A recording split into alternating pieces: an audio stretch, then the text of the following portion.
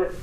Chairman-elect Colson, you have asked us to conduct this meeting. Would you like to make a statement before the committee begin its work? Thank you, Maury. I do want to say a couple things, and I did ask the chancellor to convene the meeting, and I know it's rather unusual. I asked for it because I was concerned about the way events transpired on Tuesday at the Polytech. As we all know, the Board of Governors has worked very hard to develop a roadmap for independence for the Polytech. In the motion that was passed by the board, we made clear that we would monitor the transition and that we expected collaboration between University of South Florida and our board on major issues. And I really don't feel like that collaboration has taken place. I fully understand that President Genshev has the authority to hire and fire the regional chancellor. In fact, she called and informed me Monday night of her decision to remove Chancellor Goodman the next morning. She did not discuss with me, and I don't think with anyone else in our office, her decision to hire as an interim a non-traditional candidate that was identified with being opposed to independence.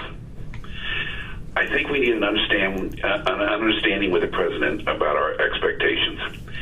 And frankly, I think we need to understand the qualifications of the new regional chancellor to lead this effort, even if it is on an interim basis. And saying that, I don't mean in any way to disparage Mr. Tuckton. I understand he's a well-respected businessman who has been actively involved in his community. However, I don't know how that prepares him to deal with the issues involving SACS accreditation, admissions, financial aid, faculty recruitment, and being responsible for the design and building of an academic campus. I would like to know how long this interim situation is intended to last. And I know, Maury, that you have a meeting of your committee scheduled for the second week of January, but I frankly didn't think this could wait until then. I fear that the way things have transpired may hurt the USF, and I don't want that to happen, and it may hurt the system, and I don't want that to happen. In 2008, the legislature passed a law creating a Polytechnic campus. Last year, the governor signed an appropriations bill allocating millions of dollars to build a Polytechnic campus, and I don't think anyone can be pleased with where we find ourselves today in that process. So that's why I asked you to call the meeting, and I appreciate you for doing that. That's all I got to say. Well, thank you very much, Mr. Colson. That was very well put. The way we're going to conduct this meeting is that the committee will make an opening statement. Start with myself, and then I will ask my colleague Dick Bird and Norm Tripp to make a statement. Once that is done, then I would ask the president and chairman of the board of the USF to make a statement, and then we would go back to the board to start some dialogue and questions and answers. Perhaps we're not going to get everything set in this meeting.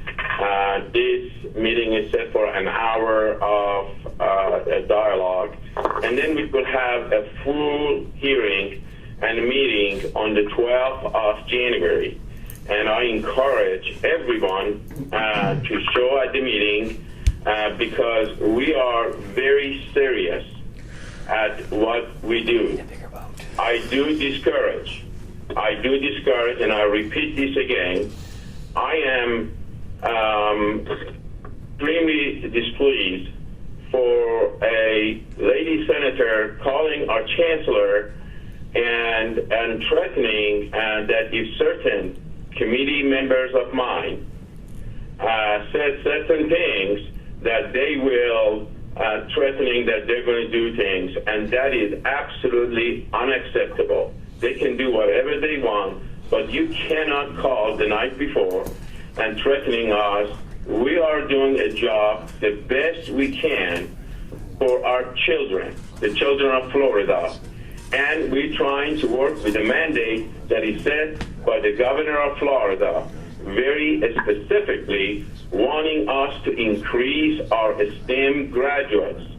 18% of all all of our students, we have only 18% in STEM in our system. That's an embarrassment. We want to grow that. We want our kids, when they graduate from our system, to be able to get a job.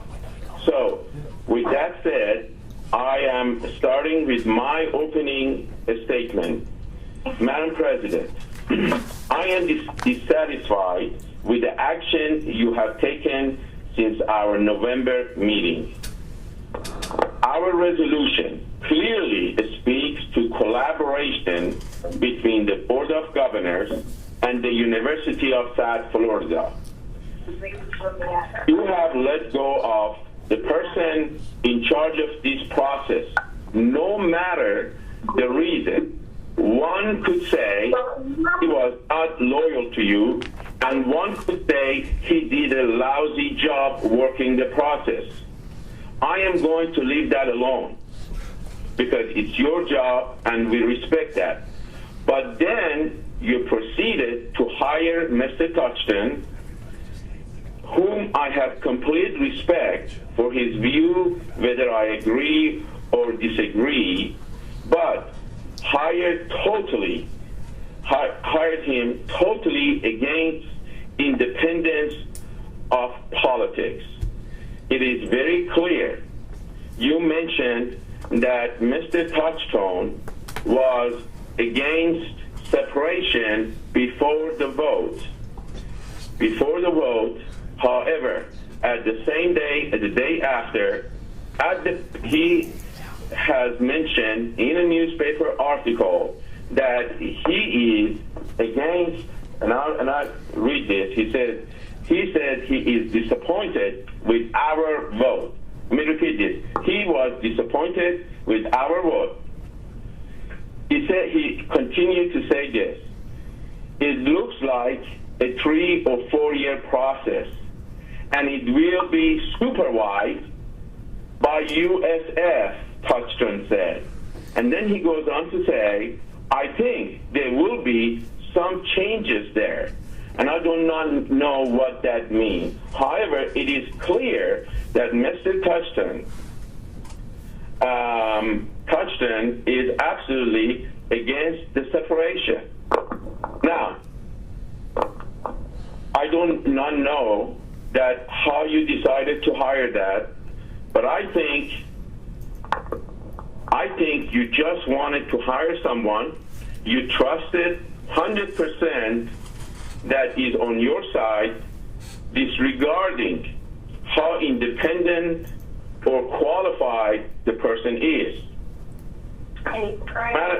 Madam President, you originally sent us a letter, and bottom line in your letter, it says 2 ways. Either the independence needs to happen somewhere else, or it needs to be our way. Then later on, you changed, then you came back and changed your mind and said, no, we want to go through this process. We trusted you would do so. This is not a good start. I have to tell you this committee will keep its option open to recommend to the board to move the independence of the politics and independence of moving the Polytechnic to another institution if we cannot wholeheartedly trust the process. I look forward to work with everyone, and hopefully we can come and be proud to create an independent Polytechnic that will have, at minimum, 70% STEM and related STEM graduates, and we can all be proud. With that, I ask my colleague, Norm Trepp, if he would like to have an opening statement. Mr. Chairman, I would like to hear Dick Bird first, if that would be appropriate. Yeah, I'd be glad to. Yeah, I'd be glad to go first. And I ask that because I know Dick is from that community and has a a long history and sense of that area, so I think I could benefit by his comment. You know, because of sunshine, none of us are ever able to talk, so this is a great opportunity. Thank you. Dick, you're up. Yeah, thank you, Chairman. President Genschaft called me the day before she was going to make this announcement removing the chancellor. And we had a long discussion about it and discussed whether it was the right thing or the wrong thing. But she was, she just felt like there wasn't any possible way for her to continue to work with this guy and continue to put the institution, keep the institution in his hands during this interim stage. She also mentioned that she had picked somebody to be a interim chancellor with the understanding that at some point there would be a clear and a very open process of finding the permanent chancellor that would really take this institution to where we want it to go. And frankly, after that, during that call, I did not focus on Mr. Touchton, what his qualifications were. I was more concerned that there was somebody that could sign the checks, that would be in place, that knew the institution and that knew the people over there and knew the faculty and the students and that kind of thing.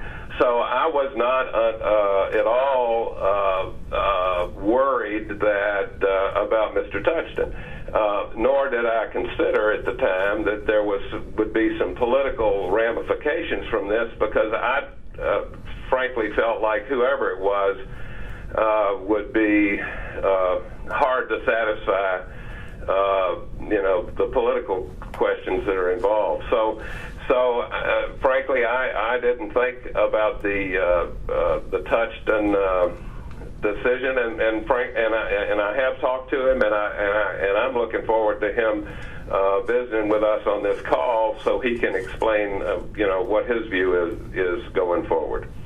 That's my statement. Okay, thank you very much. Governor Tripp. Thank you, Mr. Chairman. I find that what President Genschaft has done is she's redefined the word collaboration, and it is now spelled DINDICATION.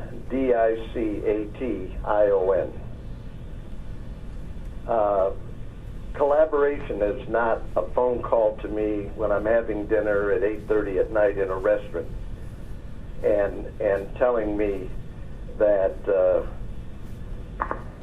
he's made a decision and he's firing somebody. And by the way, never mentioning that she'd also put a plan in place to replace him. Collaboration is not the constant barrage that I don't know if the other members got it, but that I got, of sending out emails about every newspaper article that is politically driven and negative towards one person or another, which prompted me to return an email to her and say, so, what's your point? Is your point that you're right and that everybody else is wrong? We had a meeting set in January. I believe that President Genschaft did not want to come before that meeting and have an open discussion about why she felt the chancellor had to be let go. He's the one that hired him in the first place. When did he fall off the cliff and become somebody so bad that he couldn't do what she hired him originally to do? I would have liked to have heard that explanation in an open forum. I'd like to see the personnel files to see how many reports have been put in his personnel file about the fact that he's incapable to do something like this. I doubt that there would be much information there. I have nothing against the person that she put up. I don't know him. He called me. We had what I thought was a personal conversation. Although, since I have received notification that I might be in jeopardy, obviously that conversation didn't remain personal, and it was open. And I guess he can go say to anybody he wants about what that conversation was. I don't feel that we are collaborating in any sense of the word. We find ourselves again forgetting the people and the students in the state of Florida. The issue really is not about Judy and her putting in a non-academic to operate that organization. The issue should have started with, in January, a conversation about why she needed to proceed to make a change.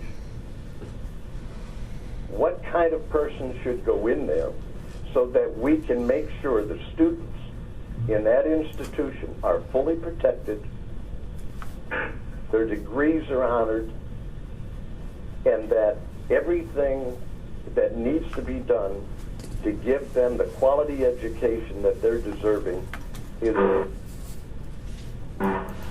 And we've risen above that again. Judy has to make a statement that she's somehow been scorned. He puts in a non-academic that we all know made statements that he wasn't for the proposal the way the Board of Governors went for it. That's his opinion. We live with it. And I think it would have been nice, Mr. Chairman, if we'd had an opportunity in a collaborative manner to hear why she wanted to make a change, why she was proposing this person to come forward. And at the end of the day, you're right, it was going to be her decision. But what she's really said to us is, it's my decision, and I don't care what you think anyway. I'm disgusted that we have to spend this time at a holiday season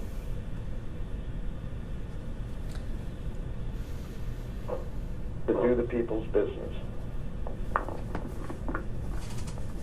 I thank Dean for stepping up and supporting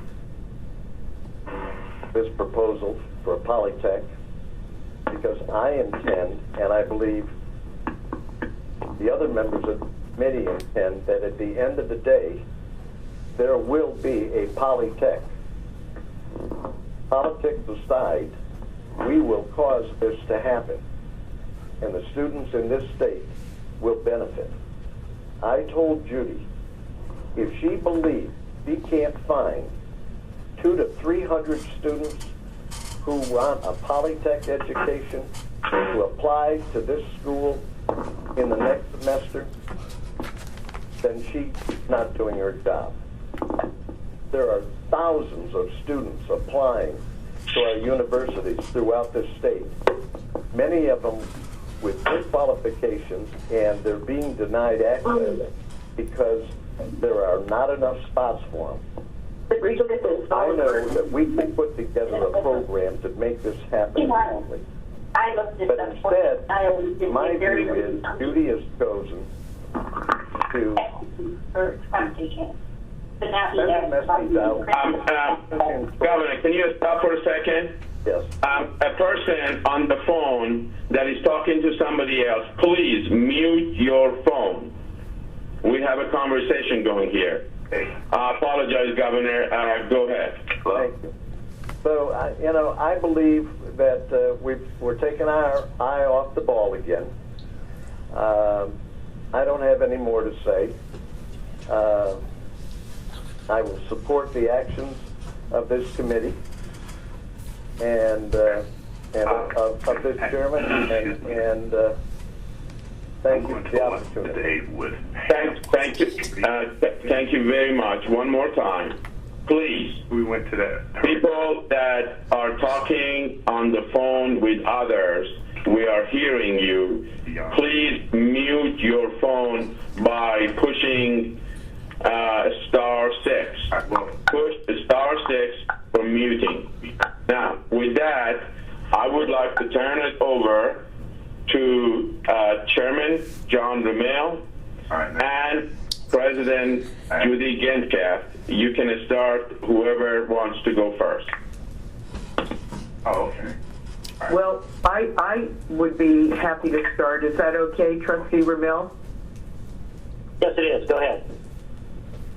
I first want to extend my deepest apology that you all did not feel that I was collaborative enough, and I will be sure to make it very, very clear and open.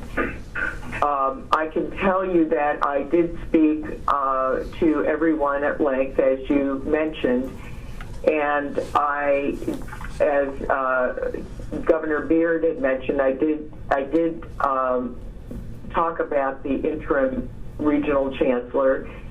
I was not trying to hold anything back. I was not trying to hide anything. The conversations were so intense on the replacing the leadership that nobody asked, and I was not trying to hide anything, honestly, about the interim. Let me tell you a few things. First of all, I have been in this business for 35 years, and I know that when you replace a leader, it is important to immediately designate someone to take the reins on a temporary basis to avoid any unnecessary confusion, delays, staff tensions, and etc. I can also say that it is typical that changes are made of this magnitude during 2 times a year, typically during the summer vacations or the summertime, or during the holiday break or the December winter break. That is typical that these kinds of changes are made, so that you can begin a semester clean and clear. We had a situation where we had, since November, the Board of Governors meeting, where we had very public notification from the Board of Governors faculty representative and the Board of Governors student representative that there was a lot of unhappiness and discontent with the leadership at the Polytechnic campus. Oh. Following that meeting, Sorry, Madam President. Please, the people that are on the phone, mute your phone. Or hang up. Go ahead. Yes, thank you. Following the November meeting, the faculty at USF Polytechnic had a vote of no confidence in the leadership at the Polytechnic. Again, in 35 years, in many different universities, I have never, ever been a part of any organization that has had a no confidence vote. And the students have been and requesting that something be changed. So, in any case, I've spoken about moving forward with the benchmarks and the criteria. We've set up a website. We're very, very, very serious about meeting those challenges and meeting those benchmarks. That is the focus that I have. That is the focus that the Polytech needs to have. And under the leadership that was formerly there, I did not have any confidence that they were going to move and direct and lead the organization in this way. I also have asked Mr. Touchton to serve as an interim, temporary person who could, while we lead a search for a permanent regional chancellor. I plan to bring that to everybody, to your, I would welcome any nominations for that committee from the Board of Governors, from the Board of Trustees, USF trustees, from the USF Polytechnic campus. I want to make this as open and as transparent as possible. The Board of Trustees has set up a 5-person board committee to oversee this. So we have a 3-person Board of Governors committee, a 5-person Board of Trustees committee to oversee and what is going on at the USF Polytechnic campus. Everybody has the mission to meet the criteria toward the independence of USF Poly. And I can tell you that the University of South Florida is ranked number 2 in the STEM degrees that are produced in the state of Florida. Mr. Touchton has many attributes that I thought were necessary for this particular position. There has been a lot of media attention and a lot of question about the budget and and I've had requests from legislators about auditing the campus. And so we have with us somebody that is distinguished, not only as a CPA, but also with his primary focus in university accounting. He has been recognized by the USF Polytechnic campus as a distinguished service leader. He has held leadership in economic development in Polk County position and also in the Lakeland position. He has assured me that he will empower the faculty and academic leadership to work toward achieving the BOG's criteria for the campus as quickly as possible. You each have a copy of Mr. Touchton's employment agreement with USF that specifically requires that work be completed on BOG criteria, and that is his primary focus in the position, reaching the independence of USF Polytechnic. He has significant experience in creating work plans and empowering large teams to meet those great visions.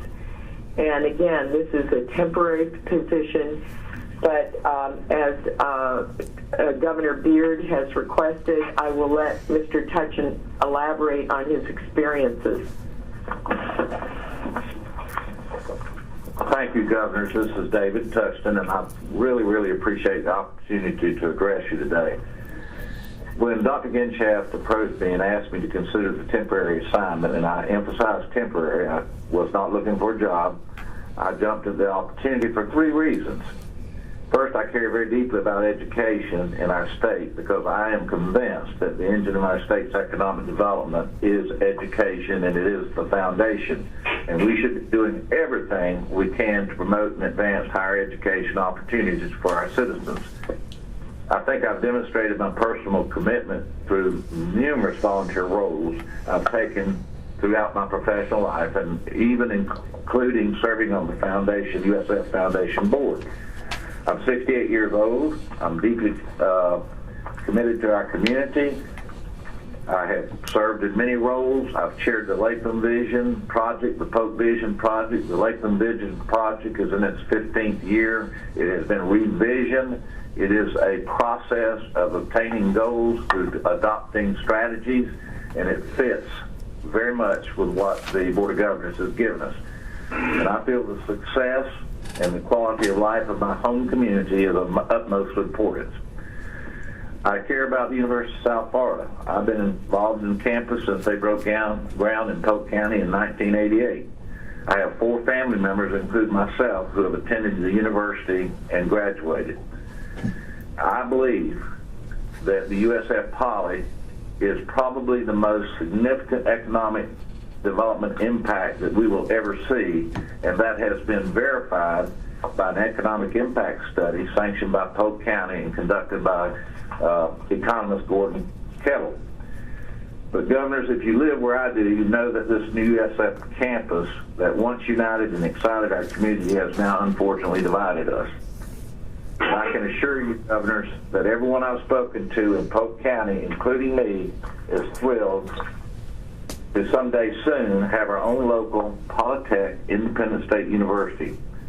Our disagreement has merely stemmed from how and when to accomplish that. I actually have the letter for the resolution that was sent to Chair Ava Parker in front of me.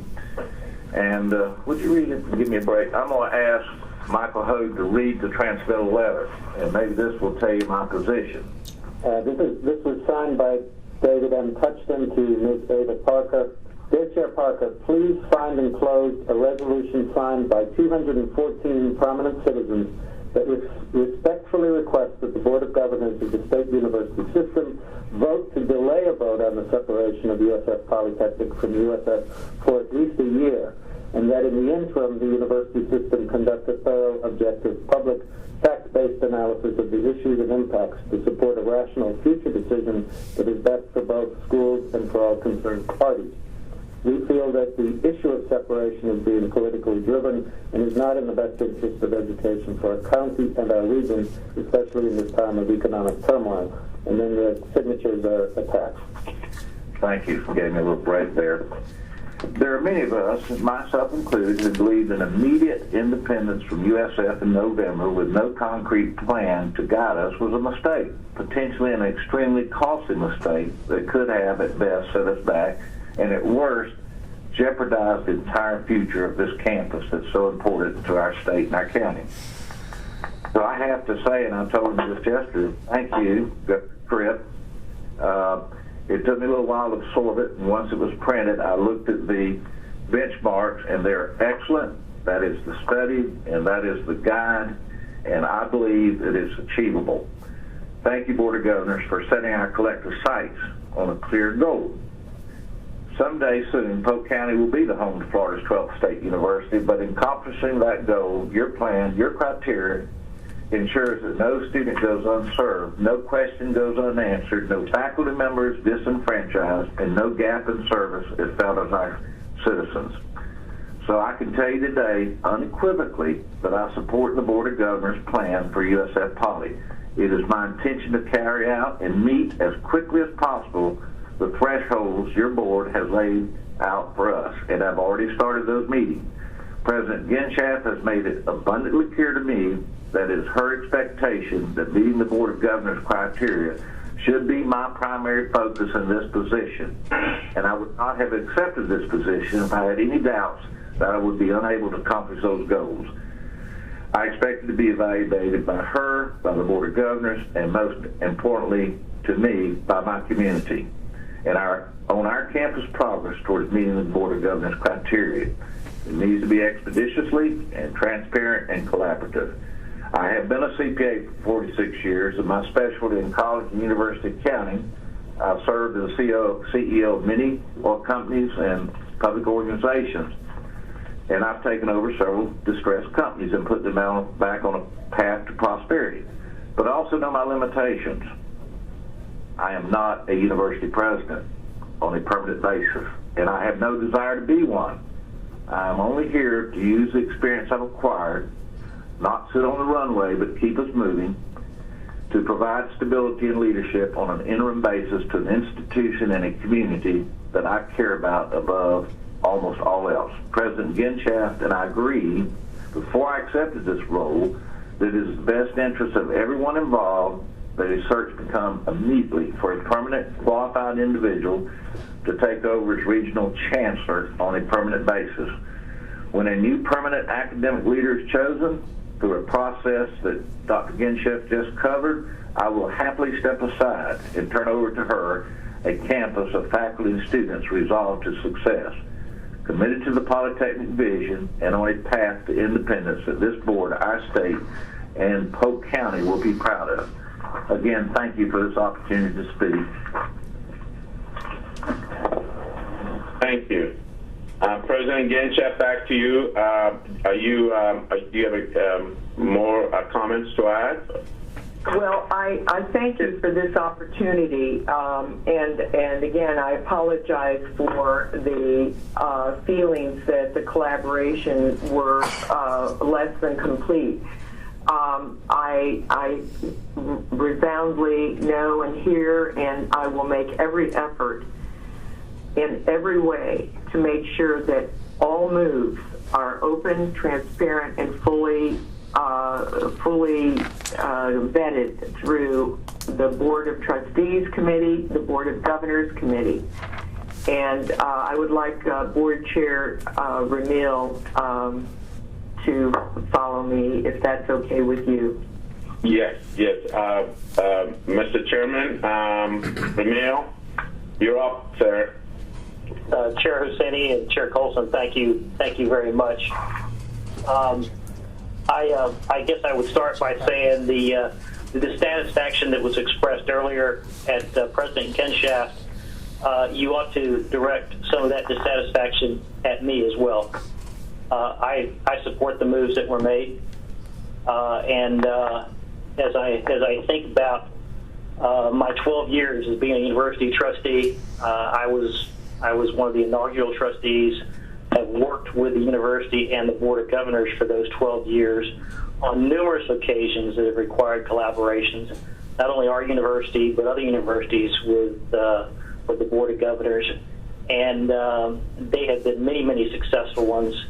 I am not aware of those collaborations being defined by including personnel decisions at this level. But if that's the definition moving forward, then that's the definition that we will all live with. I guess in terms of communicating as well, I did communicate with several people, including Governor Scott, members of the legislature, had notes describing why the action was taken to remove the existing chancellor, had not focused on the replacement as an interim, and it was really not part of my script either. A few of them asked me who the replacement would be, and I did explain it. And there was, like with President Genshaft, there was no intent to hide it. Obviously, we made it public immediately. Talking about students, and I would include faculty as well, I think if this is going to be done right, if everybody really understands what has happened at that campus and what's going on with students and faculty, these moves are very much a positive move in that direction. You heard from Mr. Touchton. My standards for interim leadership at this point in time is somebody with good common sense, the ability to handle a complex situation and take input from those that are experts, someone who understands numbers, and someone who understands accountability. I think we have that with Mr. Touchton. And to be sure, the requirements to follow and implement the direction given by this Board of Governors are written into his engagement agreement, and those expectations are incredibly clear. I must share with you that at your meeting back in November when you passed the resolution, I shared with you my views on where things should go. As I reflected on the resolution you passed, I reached the conclusion that whatever the future might bring, the 9 elements in your resolution were good things, and implementing and making progress and achieving those 9 elements would be good for the University of South Florida system and the USF Polytechnic campus. And as such, at our very next Board of Trustees meeting, I made a statement to our board saying that we should welcome the direction we've been given by the Board of Governors. We should embrace it, and we should move forward in a very public and transparent way. And I did form the committee, and I would I'd be glad to provide you the remarks that I gave that day, which make it very clear to the university, the leadership of the university, and the Board of Trustees that we expect to move forward with the direction that you all have given us, and that is indeed our intent moving ahead. With that, Chair Husseini, I turn it back to you. Thank you so much, Mr. Chairman. And now I open up to questions from our committee members. Mr. Tripp. Norman Tripp. Norman. Judy and Mr. Chair of the Board of Trustees, it's my understanding that the replacement was not discussed by Judy with her chair. I'd like that to be made clear on the record. I know it was discussed at some time, but not before the decision was made. And I think more importantly, for the record, I'd like to know why it was so important for this to take place before we had our initial meeting of the Board of Governors in January of the Select Committee. And I would suppose that the Board of Trustees members from USF would have participated in that. What was so important that you had to do all of this before that meeting? I'm going to turn to President Ginshaft, but before that, if Chairman Ramel would like to make a comment about the knowledge of who will be taking the place of the comment that Governor Tripp made. Chair Husseini, I'm not sure I understood the comment. Was the comment that I was unaware of her decision? I'm led to believe, since we have conversations, I'm led to believe that, well, you knew she was going to remove the chancellor, that you did not have a meaningful conversation with her about who the replacement would be. And as I did not have such a conversation. That is ridiculous and absolutely wrong. Okay. And I wish, part of collaboration is when those things come up, I can be asked a question, and things shouldn't be assumed. Well, Mr. Chairman, that's why we are here. Mr. Chairman, that's fine with me. Okay, hold on. Mr. Chairman, that's why we have this meeting. That's why we have a right to ask a question from you, and you have answered it. So let's leave it at that. My second question was, why was it so important that this be done before we had our initial collaboration meeting? We got it. I'm going to turn it to the President. Let me turn over to President Ginshaft to answer that question. Thank you.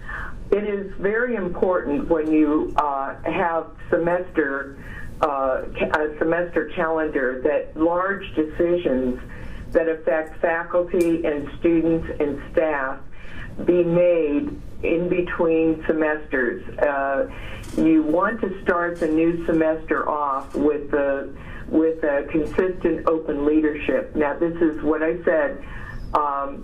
In the number of years I've been and been with other presidents, large decisions are typically made during the summer or the fall break, because you can begin a semester, and my concern always is with students, what's in the best interest of the students and the faculty and the staff. So when you run an organization as an academic institution, changes like these are typically made during breaks. New hirings typically are started in late summer so they can begin the semester. New hirings are often started during winter breaks so they can begin the spring semester. And that is the timing that is typically used in higher education. Mr. Chairman, may I ask for a follow-up? Sure. Judy, when did you first start your conversation with the replacement?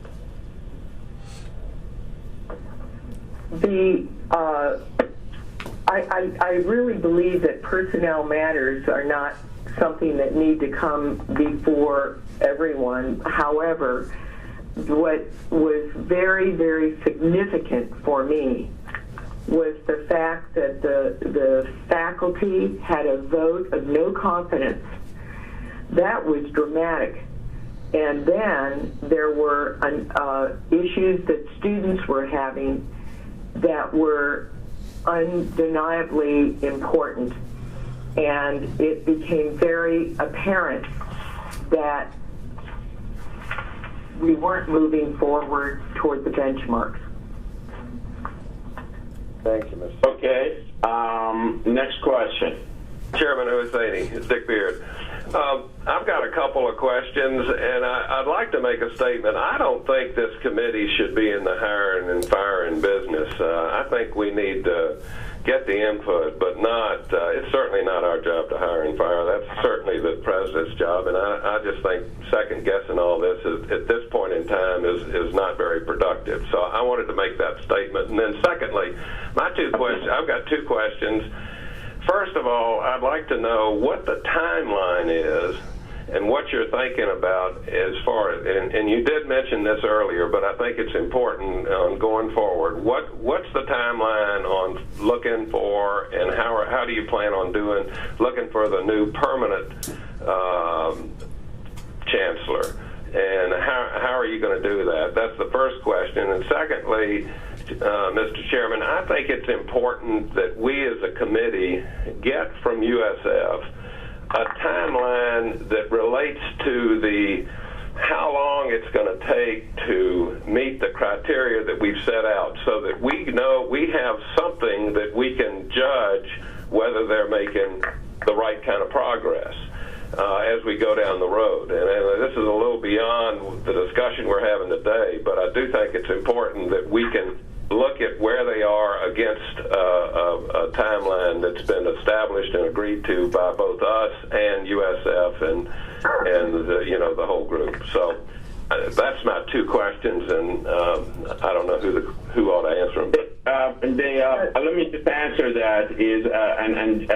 President, you can jump in when I finish. Our plan is we have a meeting on the 12th.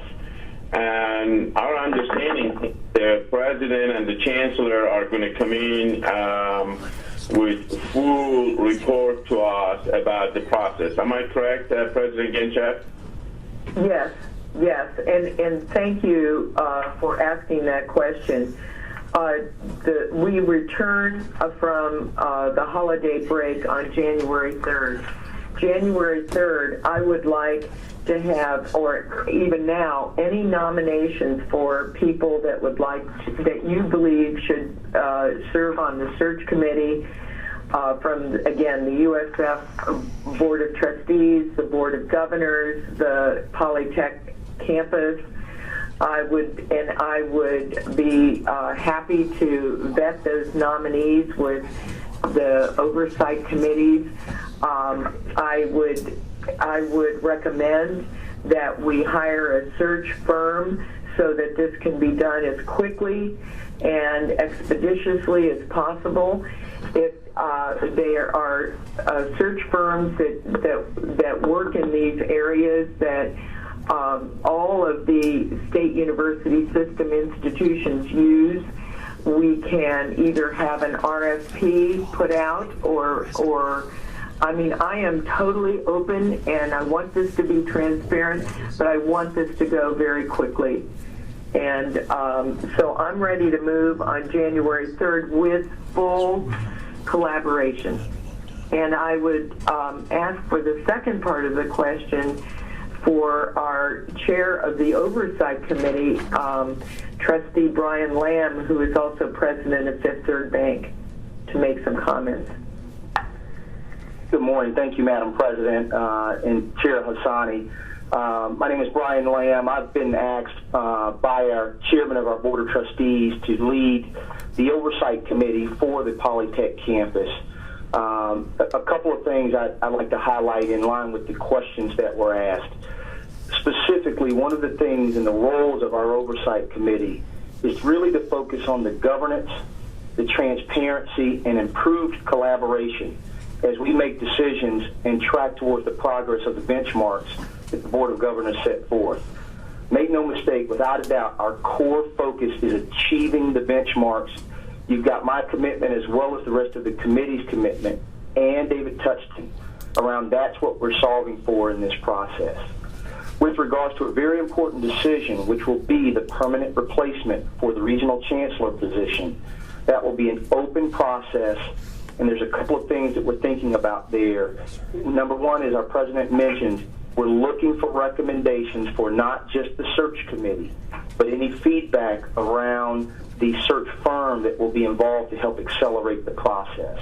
On January 3rd, we're looking to press go on that strategy. So there's a sense of urgency around finding the long-term replacement that not only brings the background and expertise, but also will align with the benchmarks that we're looking to achieve for the separation of the Polytech campus.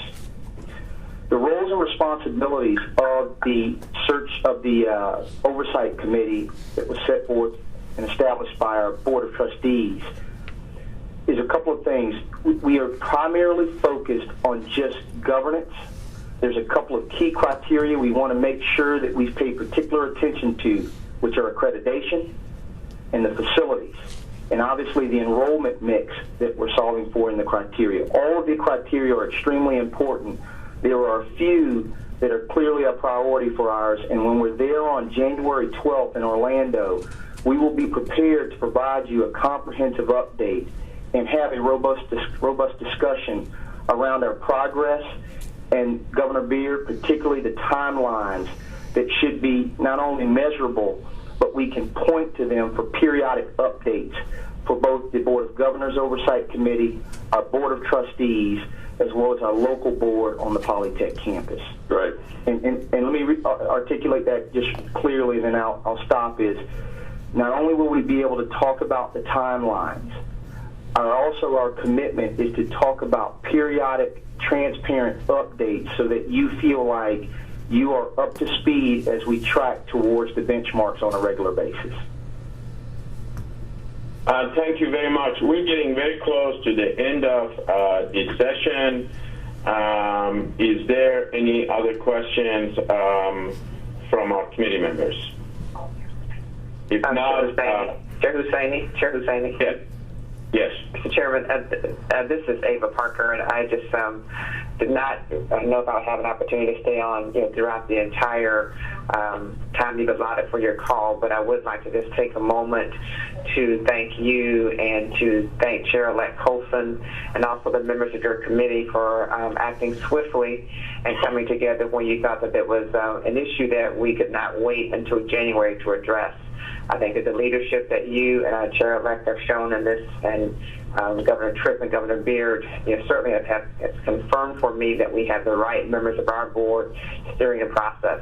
I also want to thank Chairman Ramil for putting together a group that I'm sure that our group will work very closely with to ensure that we march forward to meeting the benchmarks. So I know that it's like a few days before Christmas, and folks often question whether folks who are appointed to boards are really working hard.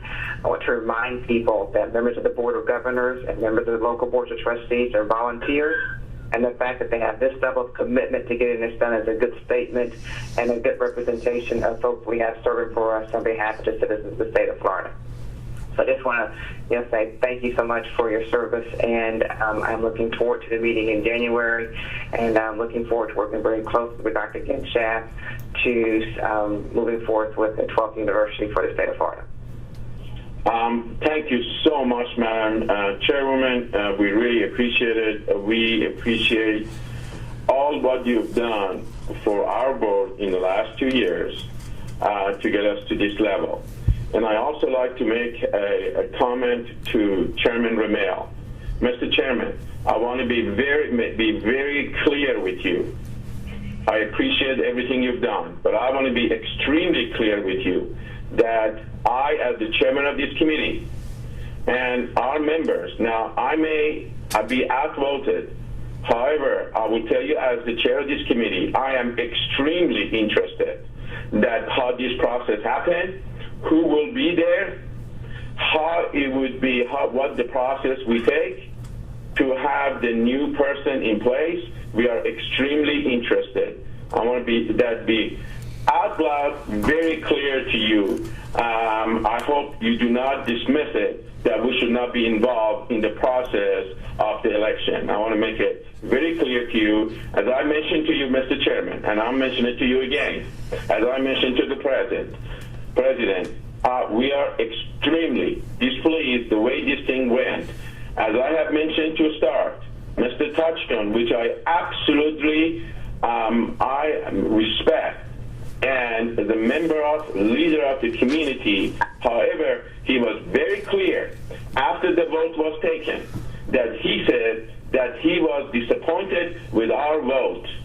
So with that said, I don't want to get this thing continue. We really appreciate all of your hard work, your board. We know that what you all go through, and I want us to work together, but I also do not want for anybody for a minute to not know that the Board of Governors made a mandate, and we absolutely will go with our mandates. Thank you so much. Is there anything else, President Genchaf, Mr. Chairman, anything else you'd like to add? Chair Husseini, I welcome you all's involvement and interest in the selection process for the new chancellor. That is very positive.